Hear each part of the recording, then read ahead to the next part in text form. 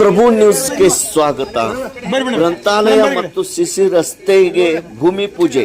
ಯಮಕನಮರಡಿ ವಿಧಾನಸಭಾ ಕ್ಷೇತ್ರದ ನರಸಿಂಗಪುರ ಮತ್ತು ಹುನ್ನೂರು ಮಾಸ್ತಿಹೊಳಿ ಗ್ರಾಮದಲ್ಲಿ ಲೋಕೋಪಯೋಗಿ ಸಚಿವರಾದ ಸನ್ಮಾನ್ಯ ಶ್ರೀ ಸತೀಶ್ ಜಾರಕಿಹೊಳಿ ಅವರ ಅನುದಾನದಡಿ ವಿವಿಧ ಕಾಮಗಾರಿಗಳಿಗೆ ಭೂಮಿ ಪೂಜೆ ನೆರವೇರಿಸಲಾಯಿತು.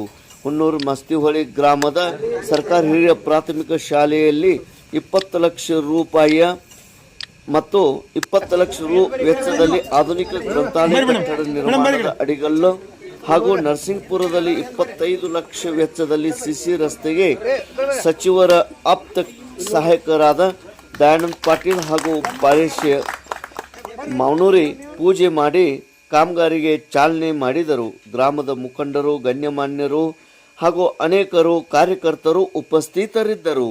ತೇಜ್ ಪ್ರಭು ನ್ಯೂಸ್, ಯಮಕನಮರಡಿ.